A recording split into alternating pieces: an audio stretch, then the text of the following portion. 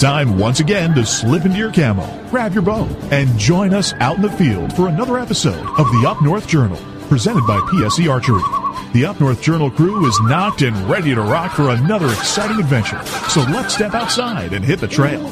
This episode of the Up North Journal podcast is brought to you by PSE Archery, Carbon Express, Fourth Arrow Camera Arms, Wind Scent Hunting Sense, Killer Food Plots, Seeds, Supplements, and Attractants, Cabela's, Spot Shooters, Limb Walker Turkey Calls, Antler Action, Family Tradition Tree Stands, and Twisted Mind Bowstrings. And don't forget, you can catch us in syndication at 2 p.m. Eastern Time on GoodTalkRadio.com. Welcome back for another episode of the Up North Journal, everybody. I'm your host, Mike Adams, in the portable cabin. We are in Cabela's in Chesterfield with Dan DeFall. What is going on? We are on the road again at Cabela's. How'd you like driving the cabin down here? It was nice. The cabin was full. It was full. It was rocking. It was. Threw all the gear in. We ripped everything apart, threw it in the back of the portable cabin, drove down and unloaded. And here it is, 30-something degrees, pretty nice out, sun shining. When I came in back after making that emergency run to get some things, it was 43 degrees. 43. There you go. See, that's the thing. Here it is, January. Last week we were frozen out. A couple days ago it was below zero at night. Now we're into the 40s. Right. So this might be our winter thaw. Right. For those of you on the podcast who can't see what we're doing, we're live in Cabela's today at Chesterfield. They are having their big super game, the big game. We can't say that word. Food weekend. Food weekend, yeah. There's copyright on that term. So we're talking about the big game and creating food for the game with your wild game. Right, exactly. We got it. You can't see it on the podcast, obviously. No, but the live stream you can. Live stream, you can see we have a tray full of food in front of us. Right. So, Tim Simcoe down here that helps set this whole event up he's over right now with his dishes and pots and things over there cooking, and he's got some things he's sharing with some of the customers. And looks like we got a chili and some nuts and some pretzels. Yeah, it's all good stuff that was made here at Cabela's with some of their products with some wild game. You can get it here at Cabela's, or I think you made a chili too. Yeah. Hey Deb, hey Josh, see you there on the live stream.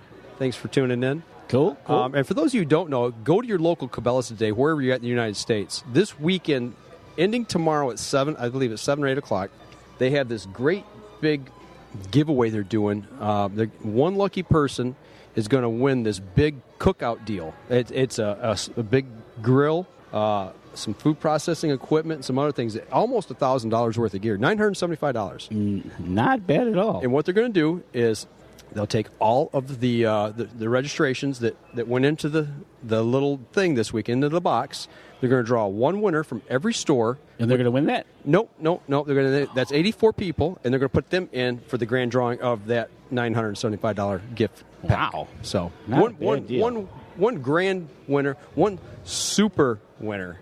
Right, exactly. So you can take it home and cook for the super game. The big there game. You go. Go cook for the big game. Right on. So, but traffic's flowing through here pretty good today. We've got a lot of people in. Absolutely, they're hitting the free food before they can do some shopping. Yeah. So, and by the way, while you're at it, stop at the Bargain Cave because they're having a super Bargain Cave weekend. Yeah, at least here at this store they are here in Chesterfield. I don't know about the rest of them, but yeah, they are having a. What do they call it? Some kind of Bargain Cave blowout. Big blowout. They're just clearing everything out. They're getting rid of everything in the Bargain Cave, I guess. But other than that, as we do the show today, I think we're going to be eating. Yeah, it kind of looks like so it. Excuse us for our chewing. Right. What do you want to try first here? Since this is closest to me, I'll grab this one. All right. And you grab that one. Okay, what do we got here? I have no idea. Oh, these are I believe these are almonds. Or no. No, these aren't almonds. These aren't almonds. These are walnuts. Oh. Cinnamon-coated walnuts. Gotta like it. That's Gotta good. like it. 2 thumbs up for that.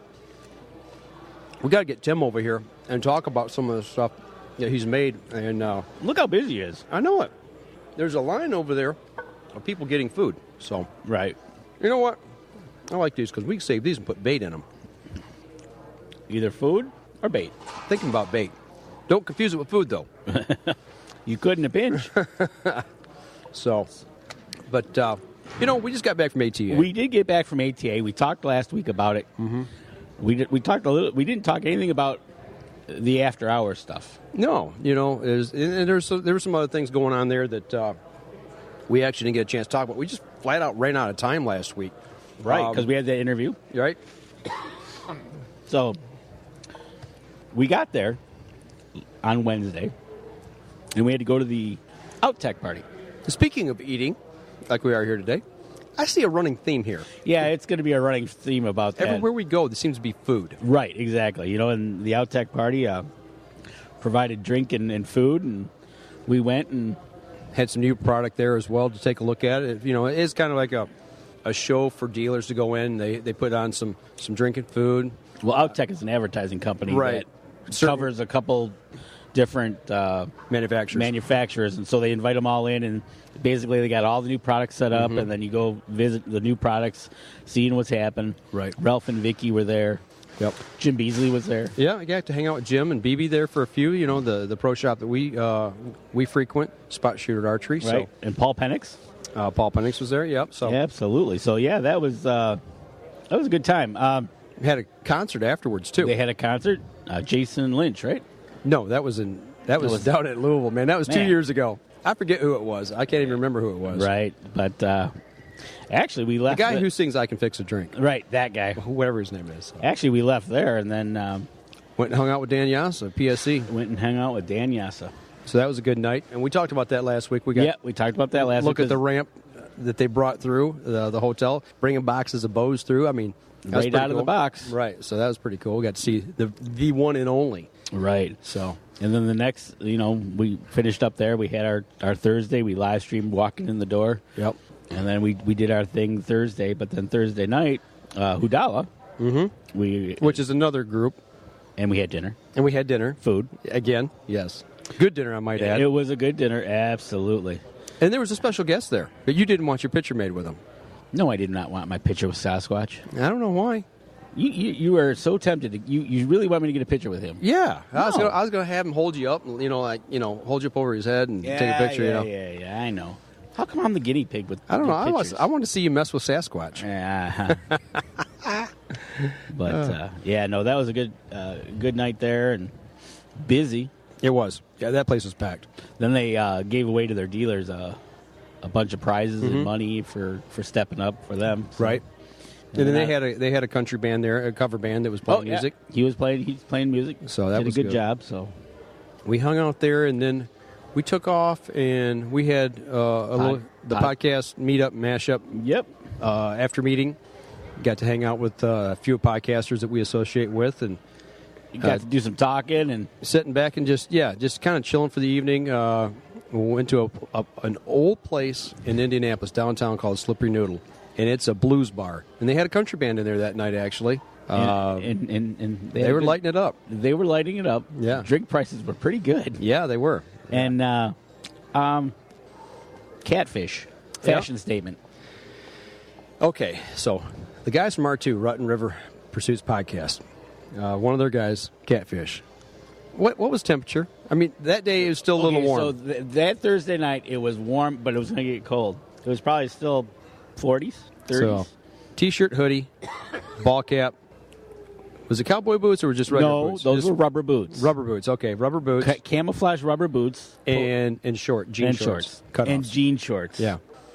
That was, that's the look, man. It was the look, and then he kind of explained how he had to cut his boxers shorter because they were hanging out the bottom of the legs. Yeah, so that's a visual that you had to be there, I guess. You had to be there because... I can't explain it. There is just no way. Right. Well, we've had them on before. We had a couple of their guys on our podcast before and talked with them. And, we talked a little bit about, the style of their show and everything.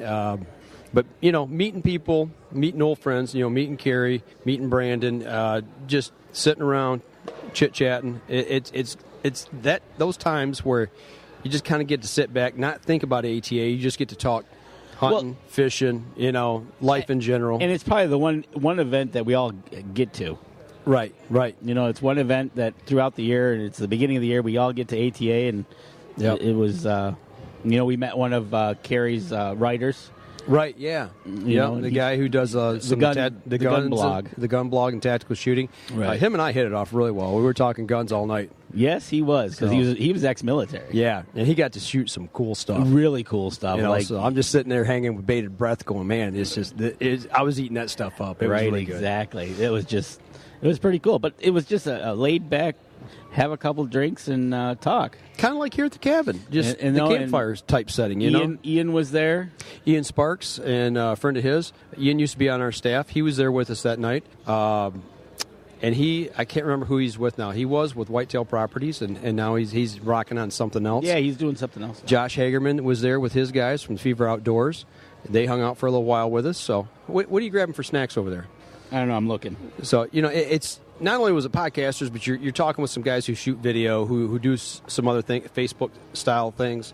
And it's just good to kind of talk and compare notes and see what's on the horizon for podcasting. Yeah. Right? Yeah. Talk about, like we do at the ATA, what's on the horizon for ATA. Right. Well, what's on the horizon for podcasting. Exactly. See what everybody's doing or what everybody's thinking about. So is this the beer bread they made? I would say yes. Yep. The beer bread. That's pretty good. They're very good. And they made that with the packet that they have here at Cabela's. Right, exactly. He's over there by himself for a minute. We might actually get Tim over here for a minute. Yeah, we might. You have to wait and see. See if he's alone. He's got a break in the action. Right. Have him sit down and kind of talk to us. What are you doing with your empties here? I'm starting to make a pile. I was going to start throwing them over our shoulder. No, yours is down on the floor. Can't take me anywhere. I make a mess. I guess not. Stuff's falling all over the place here. Here, make a stack over there for me, too. Man, do I got to do this for you? Right. Hey, Charles Barham joined in. Good to see you out there, ma'am. All right, I'll have my pile and your pile. All right. But no, it was just a really good, casual, laid-back night to where you can meet with friends and chit-chat and talk. Kind of, like I said, kind of like what we do here at the Up North Journal, sitting back, campfire style. You just catching up on stuff. It's really cool, Absolutely. So. It was fun catching up. And that was Thursday night. We didn't even get to Friday night yet. No, not even at all. So, but it was a good time. And actually, there's the live stream. I thought the live stream locked up for just a second. It's doing that every once in a while. It scared me for just a minute. Yeah. So. Yeah, we're actually broadcasting over my phone. If you can see right here, it's laying on the table. We had a little problem with internet connections, and we had to actually take and use the phone as a hotspot. The phone is a hotspot. Yeah, so. But we made everything work. It's all working pretty good. I tell you what, though, we're bumping up here on our first break for the podcast. So why don't we step out? You want to step outside? We step in. We're in Cabela's. What do we do? How do we take a break? We just take a break. All right. We're going to take a break. We'll be right back after this. PSE Archery has always dominated the speed category. Now, the most revolutionary cam system ever to hit the market has perfected the shooting experience. Introducing PSE's Evolve Cam System, featuring extremely high let-off capabilities and the smoothest draw cycle in history. No other cam system has ever delivered this level of total comfort and total control. Experience PSE. Experience performance. Killer Food Plots have been helping property owners for over 20 years create premier whitetail habitat. Whether replenishing your soil with their all-natural Organics Fusion pellets or planting a premier KFP food plot seed blend to help your deer rebuild their bodies through spring and summer while supplying the much-needed high energy during and after the rut, you can trust that Killer Food Plots family and their products will help your deer achieve their full potential.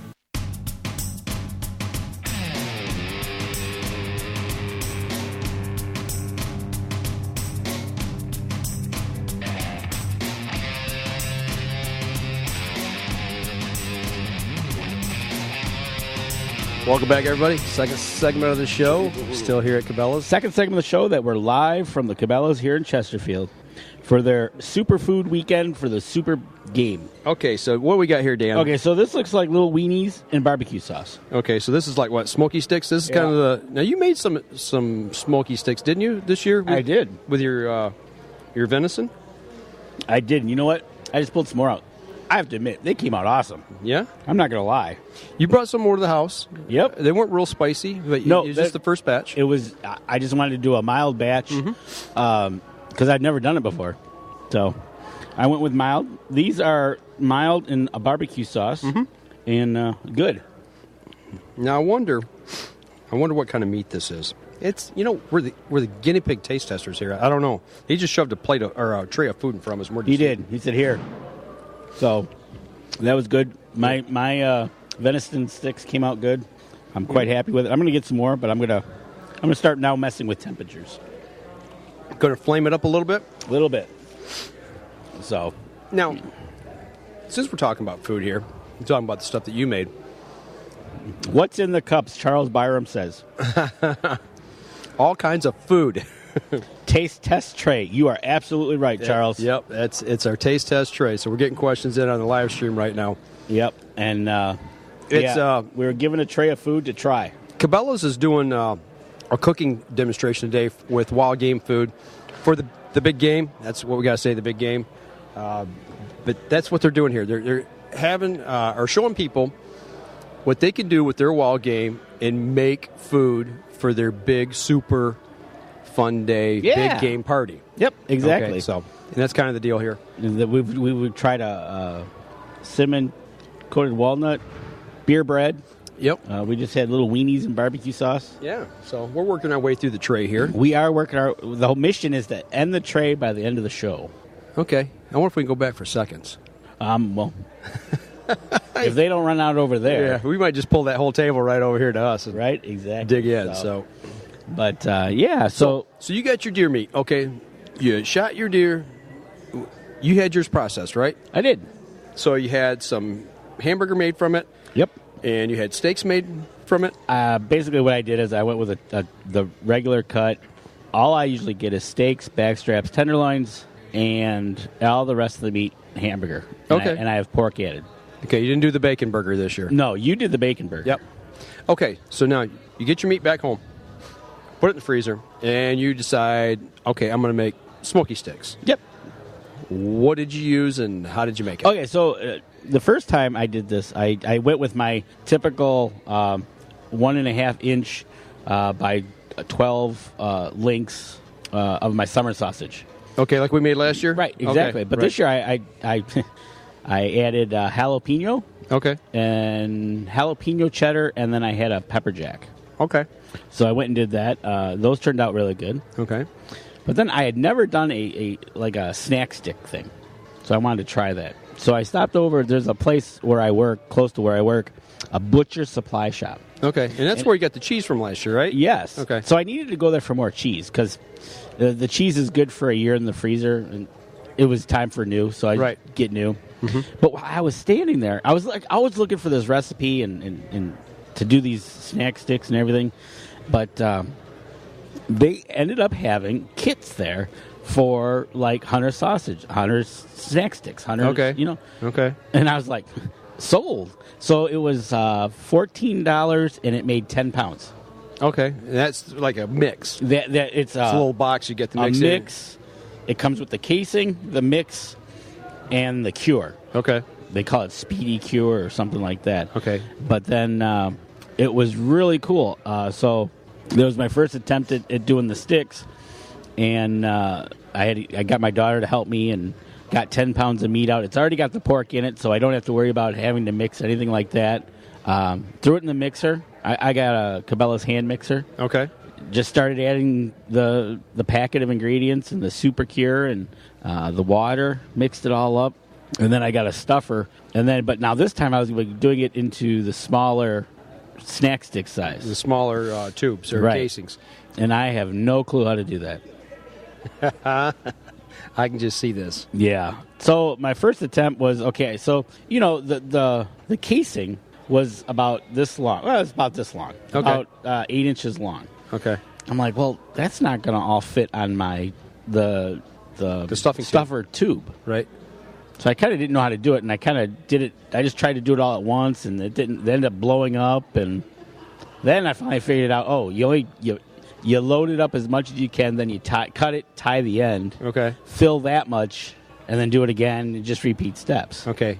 So as it comes out and you're filling it, then you take and you twist it and tie it off. I left mine. I was doing mine in about 3 feet sticks. Okay. So 3 feet sticks, and so you're doing yours like them big long Slim Jims. Okay, I got you. Right. So I did mine in the oven. I didn't do them in a smoker. So eventually I got them all done. Used up pretty much all 10 pounds. Okay. I had some meat left over from the 10 pounds. But then I put them in the oven and cooked them in the oven according to the instructions. Mm-hmm. And they actually came out really good. Well, you brought a few over for me. Yeah, I really enjoyed them. They're really good. So, and then you cut them to size. Okay. And then for the first time, I got to use my Cabela's vacuum pack sealer thingy. Okay.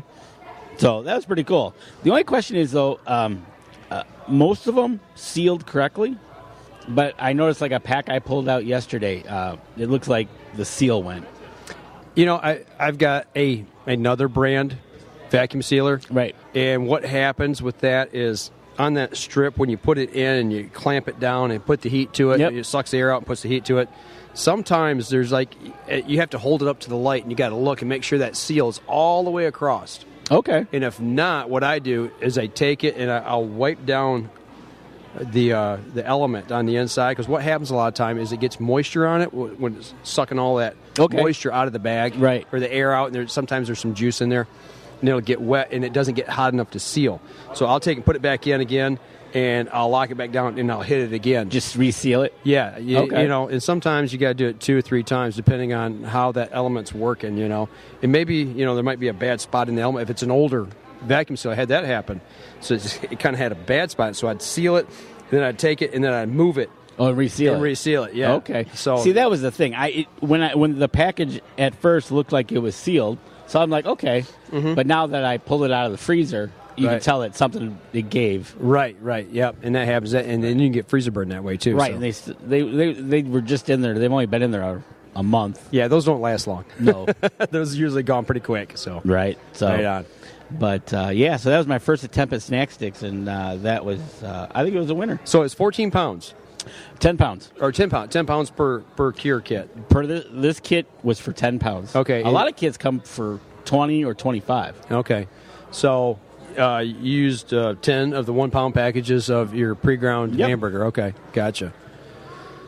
And it was funny you say that, because when this deer that I was using was Kelly's deer, and I always wondered how, they measure out the pound packages. Right. Because I always notice it's like 1 point something, 1.0, 1.1, 1.2. Right. Yeah, well, I saw his official measuring about that much.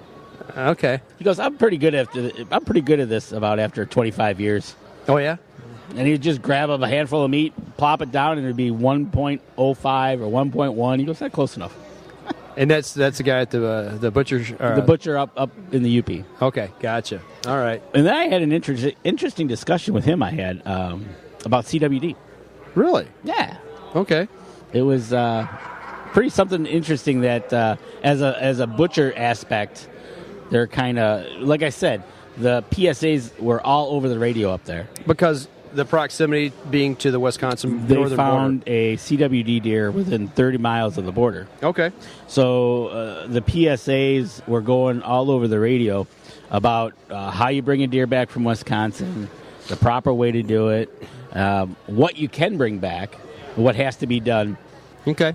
So I was talking to him about it, and it's as far as his side on the butcher side, it could be really detrimental to his business. Okay. Yeah, and I'm kind of listening to him talk, and it's just the fact of CWD. Either they're going to get rid of all the deer, right, like they're trying to do down here, right, right, in that zone. They're just trying to eliminate them, right. Or they have to bring it back deboned. Or you got to bring it deboned. And if it's deboned, that means nobody's bringing it to him to butcher. Right, exactly. Because it's already deboned and cut up, pretty much. All you got to do is make steaks or whatever you're going to do with it and freeze it. And then you're done. So it's kind of taken away from his business, and it could potentially take away from his business, because he's also looking to get out of the business. He's getting close to retirement. So he's looking at retail selling value. Okay. Right now he probably could get a decent money for his business, but if this happens... Yeah, we know what's going to happen. Right. It's like, okay. So I would not be surprised if within a year he does pull the trigger, because right now he used to have the butcher shop, and he also had the delicatessen. Okay. Well, he ended up selling that off and just keeping that for like side money. Okay. Make a few some cash to cover him up for the months that he needed, and he only works from September to January. Yeah, it's really amazing when you start looking at disease, politics, game laws, management styles, how all these things work together for the good or the detriment of the herd and or the hunters and or the landowners and business owners of the area. Oh, exactly. We've had this discussion so many times on the show. Things, we think would try to help things and make property values go up, bring more hunters to the area, which means businesses thrive. But then you throw something... and we've discussed this at length on other podcasts we've talked about, but the CWD thing is here. But how do we deal with it? How do we deal with it and how do we deal with it at the levels that we do? Because really, if you divide it by and come up with the percentage of affected, it's right. 0.0 something. Right. So right there, it kind of sends me into okay, how do you and it was pointed out as well as Colorado's been dealing with this since the 60s. Right. So they've been able to handle it. So we need to be able to figure it out and go after it and get it done. Hey, how do we get some of those treats? The dog's getting treats over there. Wow. Hi. Do we really want dog treats? Well, I don't know if they're good. They're giving away food to the dog. I just wondered. We got a whole tray of food right here. All right. Well, do I need to feed you? Yeah. What's next? Okay, hold on. Give me something else before we go to break. What here we go. These look like cinnamon-covered cashews. All right. Oh, yeah, they are. Okay. Let's see how this works. Can't miss that smell. Oh, there's another dog over there. Well, keep them away from our table. Good? I love cashews. You can put that on my pile. I will. Good stuff. I like. That's good. Very good. There's not many things I've had at Cabela's that I didn't like. I don't think there's anything that I've ever had at Cabela's that I didn't like. You like heart now, too. Found out, right? Yeah, you just got to try some stuff sometimes and find out you've been missing out.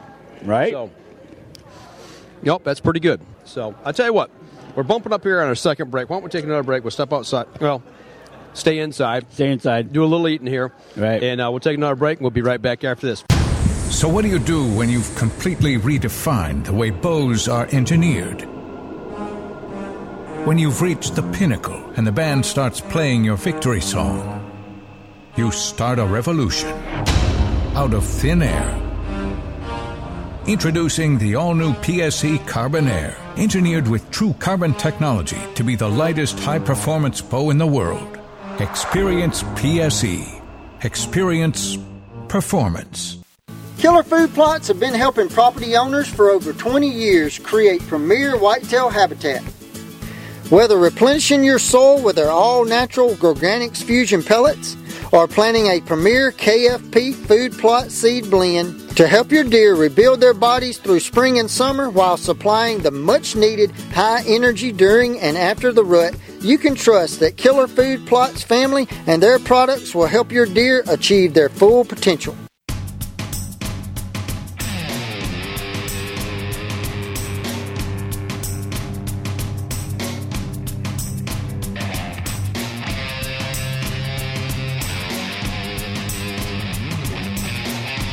You okay there? Yeah.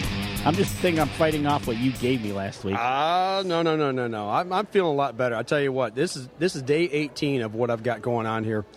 Still got a little crud, but I feel a whole lot better, especially since we got back from ATA. But we had a question popped up here on the live stream in the break. So go ahead, I'll let you. Charles from Iowa is asking how much does it cost to have a deer butchered up here?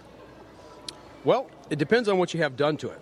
So let's go with a standard cut. Just a standard straight up cut. Yep. You're going to take your deer in. It's already been field dressed. Hide still on it. You take it in. Say, here's my deer. I want it cut up into like what I did. I had steaks cut out of it. I had back straps, tenderloins. packaged, and then I had the rest of it done in burger, mixed with bacon. They only charged me $5 extra to put bacon in it. That's not bad at all. No, so I think mine was $75, $80, and then there was $2 or $3 extra for something. It was between $80 and $85, I think. Mine was about the same price. I had the regular cut. The one deer I had steaks, tenderloins. I did have one with a couple roasts. Okay. Neck roast made. Same price. But I also had one butchered up in the UP. Okay. At that butcher. Mm-hmm. Yeah, it was about $100 more. Really? Yeah. Do you know why? He got only game in town. Yeah, well, that's one of them. Okay. When I have pork added, it's just usually a few bucks. Right. Yeah, he nailed me on that. Okay. So, it is what it is. I had to have it done because it was warm. You know, here in Michigan, I've seen it anywhere from $50 to $100. Depending on where you go, it can range anywhere from. It's all over the board. You get guys who used to be meat cutters at supermarkets, and all of a sudden now, during hunting season, they've still got their saws, they've got their knives.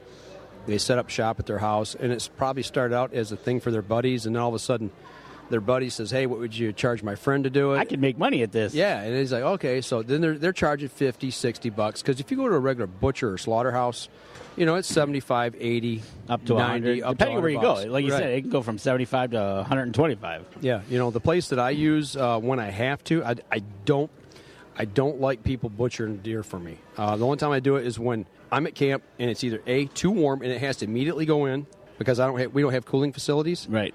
Or B, I shoot it and it's so cold that by the time I hang it on the buck pole, hose it out, clean it out, it's frozen solid. It's frozen solid the next morning, and it's next to impossible to even get it into the cooler, let alone get it home. And that's another thing. When you do it as a profession or you've done it, to do a deer, is like minutes. Right. Whereas we sit there and we got to go figure it out and cut it and quarter it. And actually, there was a video that was posted 2-3 weeks ago. And I think it was put out by QDMA, and it was Mark Ranello was actually showing how he cuts up a deer from the field to the table, and packages it.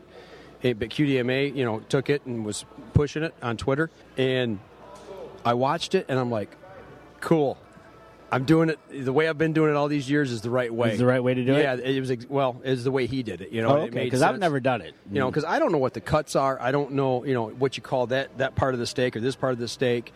I do make some cuts on one, and I said, man, that looks like a New York strip that I bought in the store. And it's like, yep, that's the strip. You were in the right cut area. Yeah, so, is basically taking the hindquarters, cutting the muscle groups out, and then taking those muscle groups and cutting them into steaks, and that's kind of the way I've done it, and I've been self-taught.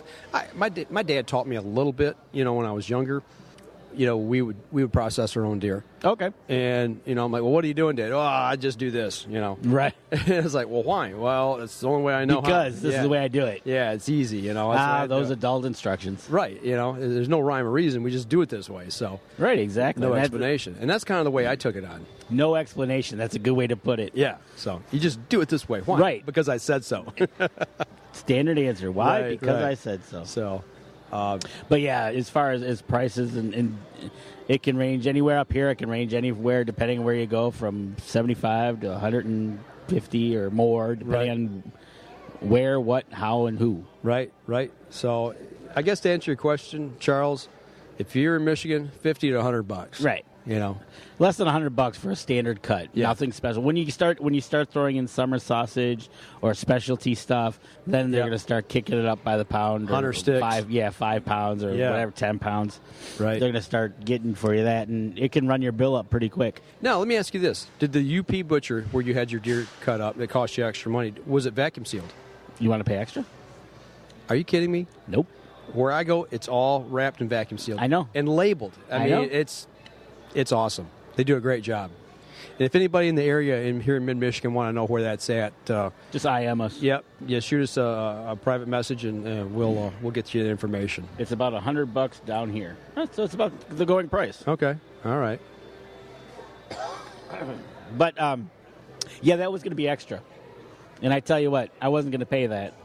So then did you bring that home and then take it and package it and vacuum seal it and freeze it? So my thought is that I'm going to, because it's in freezer paper now. Okay. My thought is that I'm going to go back now and vacuum seal it. In that paper? Yeah. Okay, I got you. Just so it doesn't get freezer burnt. Right. Okay. Or try to use it up. No, that's always a good thing, too. Right. I'm due to make another batch of hunter sticks here, so okay. I want to pick up some more on my way around. And like I said, I want to start messing with the temperatures. Maybe we need to go back to the food processing center back here and see what they've got. Oh, I'm sure I'll make a stop there today. You know, we did a video last year when we made the bigger sticks. Maybe we need to do something this year. We can do a bunch of videos. Yeah. We can do. I've got 17 pounds of hamburger. I got to do something with it. So is that what you ended up getting? 17 pounds. 17 pounds out of mine. Okay. Yeah. But you know, we can do it in the oven. You got a smoker. We can do it in the smoker. Got the Cabela smoker. There's a couple of dishes that we want to do with venison stroganoff. Your wife's going to do that, right? Yeah. Right. Is she going to get on camera? I think I'm going to have a little birdie in my ear. Maybe we'll get one of those little things in my ear. Okay. You know, and she'll tell me how to do it. Kind of like the law enforcement have the little earbuds. Yeah, that thing. They talk in your ear. Right, Okay. exactly. All right. She'll be a little off mic telling me what to do. Right. Well, man, they're lining up again over there. I hope he's got enough food for everybody. Well, we got our tray here, so we're good. You know, a couple people have actually come by and saw the tray sitting here and kind of looked, and then they looked at us and was like, no, that's ours. Don't touch it. I'll bite. I thought that one guy was going to come over the top for it. Yeah. What we got here? I don't know. I'm looking.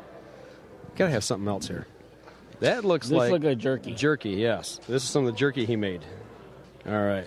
Okay, so this is another thing I want to talk about food. Jerky.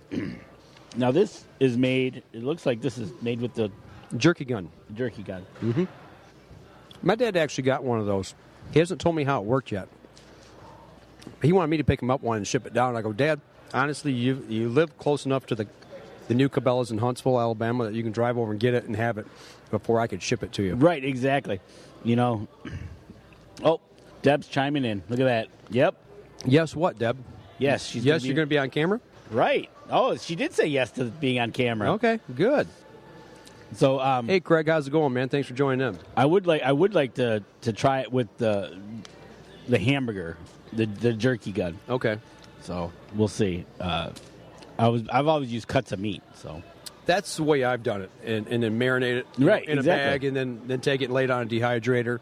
That's the way I've done it. Right. Now you got that smoker. It should come out really good. Right. Yeah, that's something I haven't done with the smoker yet. So all we've done is the sausage. The sausage, and then the freezer died. Yeah, my freezer. It didn't die. Got shut off. Got shut off. Yes. Right. So, but we won't talk about that.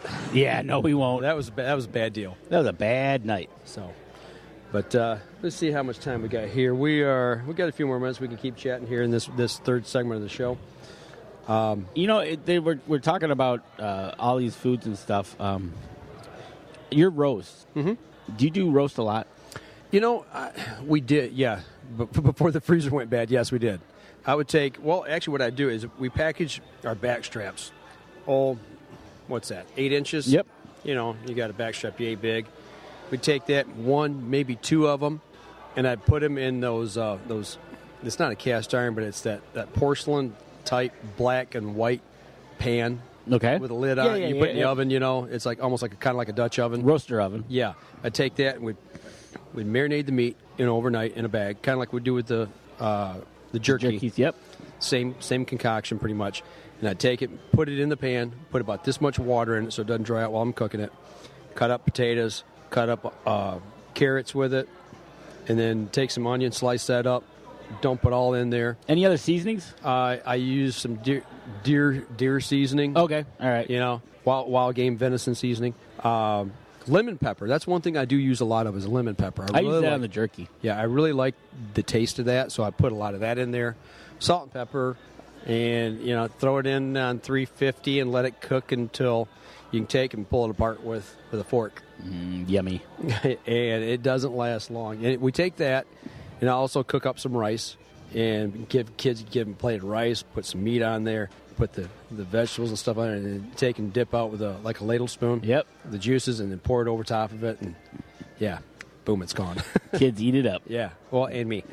Yeah, well, we tear it up. Absolutely. It's good stuff. It is good stuff. And that's how we do our roast. Okay. because I'm not a big chops fan either. Yeah. I did them once, and it just not.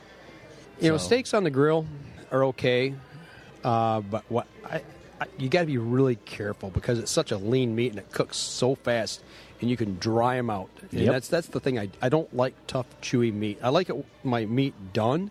You know, I'm a well done kind of guy, but yet not. I don't want blood running out of it, but I've learned if I'm going to cook those on the grill that I'll take those and actually make those more like a medium. Okay, yeah.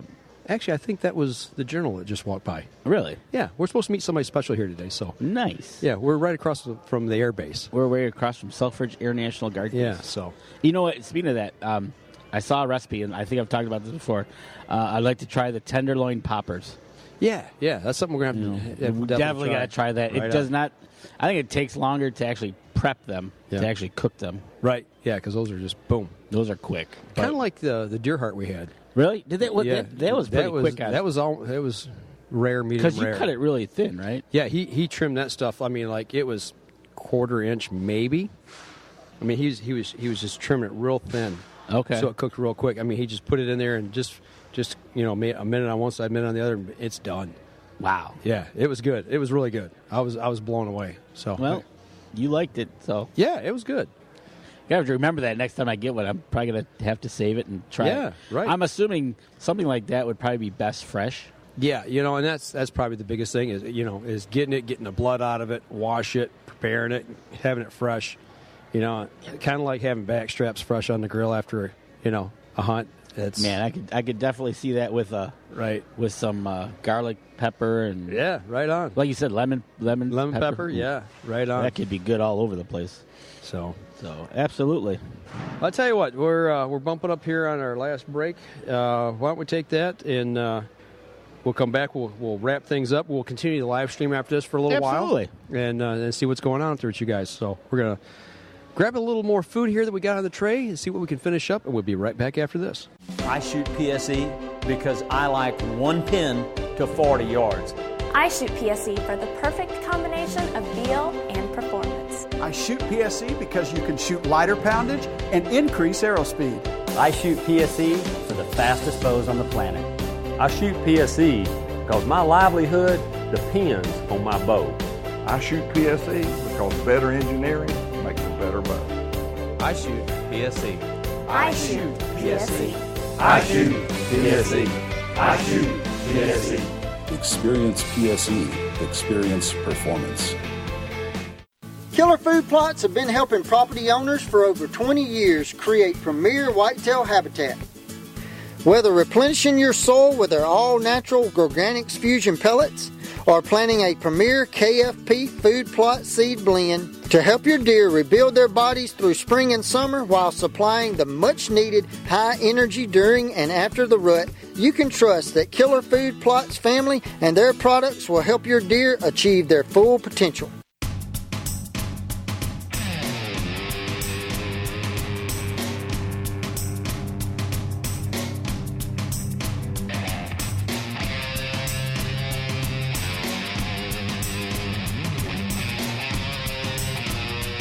Welcome back. Last segment of the show. Danny is rearranging the dishes here on the tray.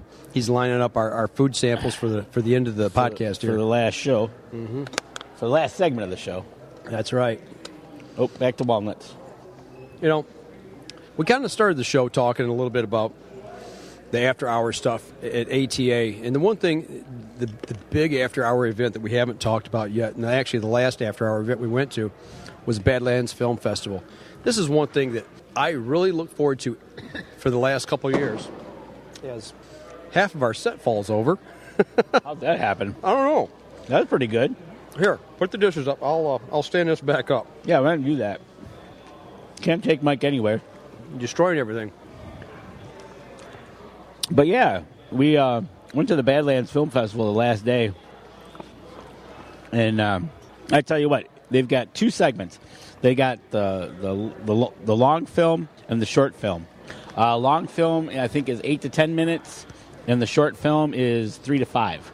Yeah, something like that. Yep. Yeah. Yep.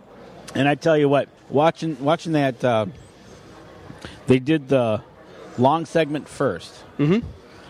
And they were really well done again this year. You know, what I really liked about this year was the fact, number one, the top 3 were all new winners. Yep. First-time people in the event, which is it's nice to see fresh ideas, fresh groups of people, videographers come into it and become successful, number one.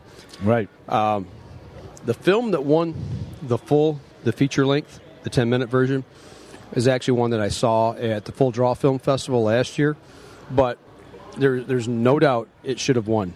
It was the first time that this person had actually taken and entered into the Badlands, and it was about 100. It was the third film shown, or the second film? Second or third film shown. And after that, it was there was no doubt. There's no doubt. No, it was one of those things that, okay, you watch the first film, you watch the second film, then you watch this film, and it's like, okay, this is done. Right, yeah. Stick a fork in everybody else because this is going to be a runaway. Right, and it was. It was called 12,000 Feet Up. Yep. Guy's mom, he had taken her elk hunting before. She's never been successful with a bow. Well, she fell. She fell in the barn and got sick. Well, she fell in the barn, broke her hip, her legs. She had to have rehabilitation just to get back out elk hunting. And then they found out she had a bone disease. A blood disease. She calls a family meeting and says, I got this bone cancer, and it's a very low survival rate. Right. And then she draws a tag for goats 12,000 feet up in the Colorado mountains. Yep. And, well, he actually said, I didn't go elk hunting because... Yeah. A very coveted tag Yep. she drew to go after these billy goats up in Colorado mountains. And was she excited? Yep. They were just at ground level looking up in the mountains through the scopes, and she was so excited just to see them. Mm-hmm. And you could tell in her voice when she saw them, she goes, how do we get up there? That's like a 3-day walk. Right. So... But he stuck with her. They stuck after it. They were on the side-by-side going up into the mountains. And I don't know how much she was pulling or anything like that, but when it came time to, he talked her through the shot the entire time. Mm-hmm. And it was just, I want to say, she said she used her 20-yard pin. Yep. And that was, again, you're at a film festival. Yep. When somebody gets hurt, shot, dies, everybody's cheering. Right, so as soon as she lets go of the arrow and it hits them, everybody's cheering. Because you can see the impact. Right. You know exactly where she smoked it at. Yeah, she smoked it. And it was so...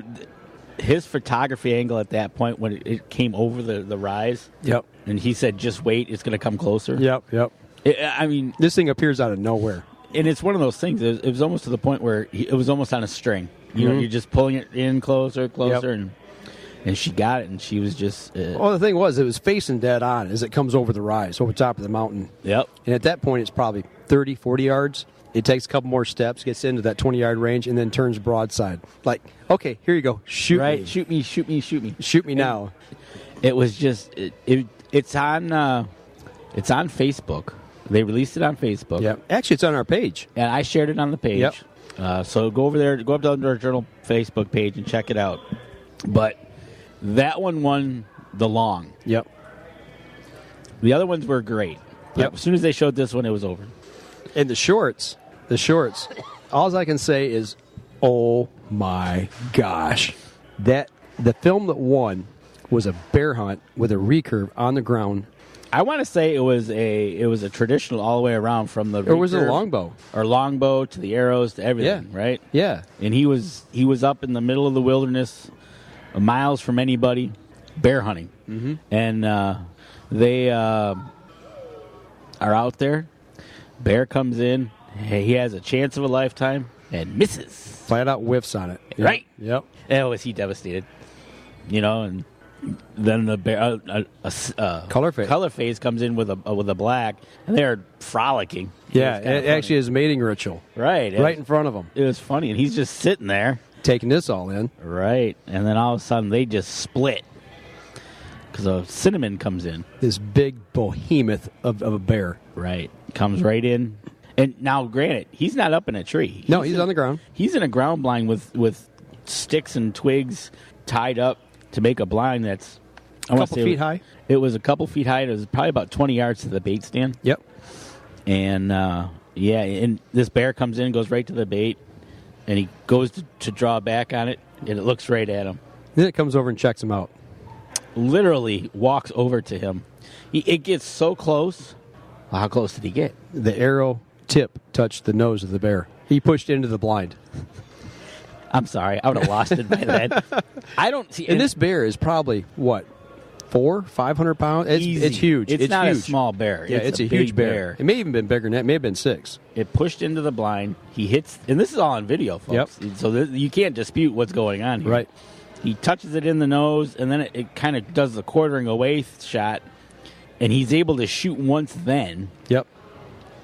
And then it goes to the bait again, and he's able to shoot it again. Yeah, he hit it as it was leaving at probably 5 yards, and it scampered over near the bait. He gets another arrow knocked, and then hits it again. Right. And I tell you what, I don't know if he had a gun backup or not. I don't know, but he kept his composure. Oh, then he lost it after he shot it. Right. But that was incredible film footage for and you almost wish that had been a feature-length film, and he had expanded on that hunt, to see 10 minutes of it instead of the 3, 4, or 5 minutes of it. Right, exactly, and that's the thing. It was just one of those. It was a more smoky treats. Yeah, more treats. We're almost done here. We're almost done. About polished this whole thing off. Yeah, well, somebody's got to do it, right? But that film was just incredible.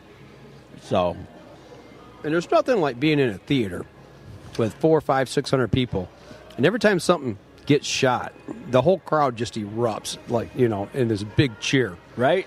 A big cheer for hitting the black bear, for shooting the deer. The close second in the long film was when the family got their young son to shoot a buck. Shot his first buck down in, I think it was Texas.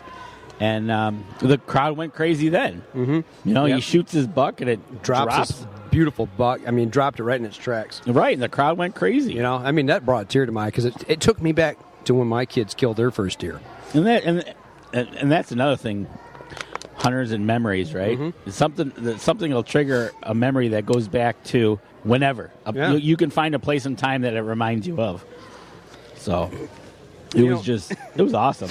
And the thing that got me, the very first film of the night and the full-length feature was a Colorado elk hunt that the lady was on. She didn't kill the elk. It was that the one that was called Ethics?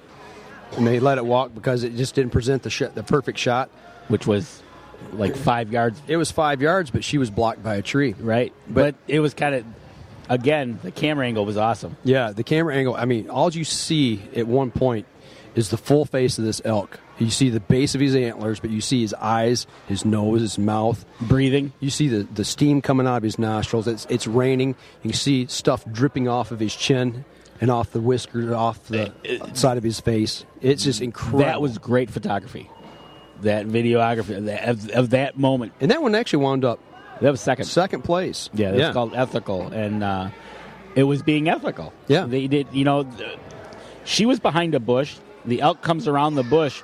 And literally within 2 more steps of getting shot, it stops. Yep. But she didn't want to do anything and shoot through a bush or do anything like that. And it ended up turns and leaves. Walks away. Right. So, just one of those things, being ethical. Yep. And that was the thing about the films this year. It wasn't all about kill flicks. No. There was a lot of it that was on ethics. Another one, the 20 acres. Yeah. Hunting his little 20 acres on top of a mountain, waiting for that certain buck. It just never materialized. Right. It just didn't work. So that's the thing I think I really liked this year about. I mean, the first year we went was 3 years ago. This is the 5th Badlands Film Festival. This is number 5. We've been to 3. This was the 3rd one. But the very first time we went, it was the hunts. It was taking the animal and whatever that storyline was around it. Last year, kind of the same thing. This year we one thing we didn't say is this year we saw women. Well, there was a lot more women. There was a lot more women actually out there. There was 3 in the full-length features. I can't think of the name of the one. follow her. Third place one. Yeah, follow her arrow. Follow something. Yeah. But that was a good one as well. It was how she trained and how she worked and tried to get out there to that for the point, hunt. but just never happened. Yep. In that third place, what was cool is when they won third place, they took their money. It was $1,000. They took that money and donated it to the first place winner. Oh yeah, to the fund for the fund. Yeah. Because actually, the mother could not make the trip. Right. The son was there and he accepted the award. But, she could not make it from Colorado, so that was kind of cool. And they donated the money, and that was kind of cool. But, again, this year we did not have another it's 2 theaters. There wasn't anything happening in the other theater, so David Boggs couldn't get lost. Right, like you did last year. Like you did last year. Go over to see The Sound of Music. Right. We had one theater to ourselves, and it was packed. Yep. It was a fun night. And it was getting cold. Yep. It was cold that night. Right? It was cold. And luckily we drove over there, and it was pretty good. So, but no, and you'll be able, I think you'll be able to check these out on YouTube. On YouTube. Yeah, if you just Google Badlands Film Festival, you'll be able to see all the previous years. What they do is they make one big long film, right, and they just put them all together. You can sit and watch them. It's just some really incredible videography. There's some good stuff. And good stories. Josh was in there. Joshua was in there again. Yep, from Garmin. For Garmin. He ended up shooting a black bear. Unfortunately, he went up against the other one, didn't have a chance. Right, yeah, the ground blind bear hunt, man. Right. That, on the ground, that was incredible. And he even said, when he had heard about that film, right, and he even told us, once he knew that was in there, he's like, I said, I ain't going to win. So, yeah, that was something. Because with the smaller films, they don't do a first, second, third. They just do a first, and that's it. Yep. So, yeah, hands down, bear touches arrow in the nose. Right. Yeah, you win, and right, you live to tell about it. Right. So, but if you ever get a chance to go to Badlands Film Festival, it's definitely worth taking the time out of one evening of the ATA and actually going to that and partaking in it. And not to mention the nice little swag bag they give away. Oh, well, of course. The swag bag is always good. Lots of little goodies in there. So. We got a K2 cooler cup. Yeah. Tumbler. G5 provided a peep sight. Oh, a Badlands sticky thing of their logo. The emblem, yep. The emblem. But I love KSPs. More nuts here for dessert. Right? So. We're getting close to the end of the show, Danny. We got more food here we're going to need to eat up. We're working on it. I'm trying to talk and chew at the same time. But it's a good day to be outside, though. You know what? I think that's what you're going to see here later on today at the store this afternoon. I think people are going to be getting outside. Probably see a little lull in the traffic. I think so. And then this evening might pick back up right before dinner. Well, speaking of this evening, we're heading over to the winter benefit for kids banquet. Right. We'll be talking about that next week. We'll talk about that next week. That's always a good time over there, helping these kids that have life-altering disabilities or sicknesses, and making sure that they get a chance to get into the outdoors and take a hunt or a fishing trip or an outdoor adventure, to get them out for a wish. It's always a good time over there. Usually a lot of tears. You never leave with a dry eye. No, you don't. So, all right, man, we're going to finish this food up here before we wrap up the show. We're finishing it up, and then we'll all right, we'll be out of here. But keep eating all this food here. We're not going to want to have dinner tonight. This is tiding us over because we didn't get lunch. Right.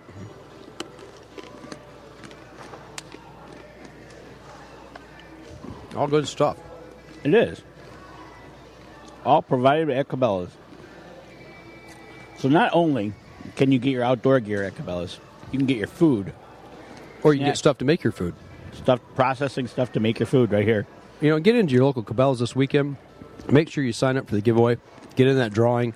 Each store is going to draw one name, and they're all going to go into, all 84 names will go into another drawing for the big $975 grand prize. The smoker, no, it's not smoker, grill, the giveaway. Yeah. And other food processing equipment. Oh, we got fudge here. I think we're heading down dessert lane. Mm-hmm. Fudge is always good. Peanut butter fudge. Mm-mm. We're down to one viewer. We are. That's all right, though. We'll finish up here on the podcast here in just a second. Last one. What do we got here? Oh, that's a big piece. It's a big piece. Is that brownie? Chocolate fudge. Or is that fudge? As I drop my water. That's how you finish it for the show. So you can do the dishes for us? Yes, I am. Yes, I am. So I guess that means you're going to leave the trash for me. Right. I got to take the trash out. You got to take the trash out. So, nope. You know what? It's been a good hour here at Cabela's. Stopping in, seeing hi everybody. We've still yet to get Tim over here. Yeah. You know what we might have to do? Wrap up the show. What we can do, we can get him maybe to come over and talk a little bit. We'll fire the live stream back up. Yeah. And give him Let's do that. A few minutes of glory here and talk about some of the food products they got. And so next week, we'll be back at our regular time Sunday night, just to tease it out a little bit. We're going to have Tim Cias on live on the show. Mossy Oak Pro staffer out of West Virginia. Yep. And did you? They're getting elk down there. I saw that. I saw a post on that. Yeah, they're going to have some elk transplanted down by his area there. We have to talk to him about that. Exactly. That's what I was thinking. Finding out, because we did it here in Michigan. Mm-hmm. It is a big hit. Yeah, now we got elk hunts. Right, now we got elk hunts. Yep. So we're going to have him on the show next week, and then we'll have a big announcement as well as we go through that. All right. So well, I'll tell you what, as far as the live stream and everything goes here for the podcast here at Cabela's, I think we'll wrap it up right now. Yep. And just like Danny said, next week we'll be back in the cabin. And remember, if you're out and about, and you can also find us on Good Talk Radio. Absolutely. GoodTalkRadio.com. 2 o'clock on Saturday afternoons. Eastern Time. Or 12 o'clock Mountain Time. That's right. So go over there and check us out over there. Go over there and check us out over there if you want to catch our show there on Saturday afternoons. Or find us the usual way. Right on. What do we got planned for next weekend? We're going to do anything? Next weekend, it looks like we got an open weekend. Yeah, it might be an open weekend. I don't know if we're going to get to do any ice fishing or not. They're talking about some warm weather here. It's not supposed to go below freezing the rest of the week. I know. So if you guys are on the ice, be careful. Yes, be careful. We already heard some people going through. We lost a guy. We lost a fisherman this week up in Sanford Lake. He went through on a UTV, and he's no longer with us. So be smart, people. Yeah, you got to be smart. And you're out there. Right now, they said the Saginaw River in the shipping channel, there's places that's 2 inches thick. It's not thick enough to be on. And actually, yesterday at work, I was watching the sky cams. There's 8 people out there just in one little section, from one side all the way across the other. And guys, check the ice before you go out. Check, make sure what you're sitting on is solid. Make sure it's good, hard, clear ice, and make sure it's solid. Make sure that if there's any current, it's not eaten away from underneath. So. Absolutely, just be safe out there, people, with these fluctuating temperatures. Right on. So. All right, guys, we're going to wrap up the podcast here, so make sure tune in next week, same time as usual, Sunday at 7. Time next week. Sunday at 7.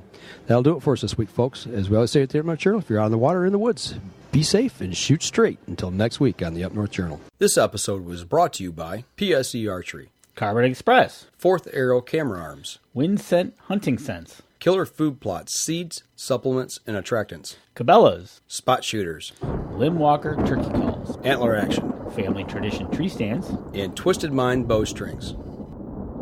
Thanks for listening, and join us again here next week. Until then, remember, as we always like to say, if you're out on the water or in the woods, shoot straight and be safe. Until next week on the Up North Journal.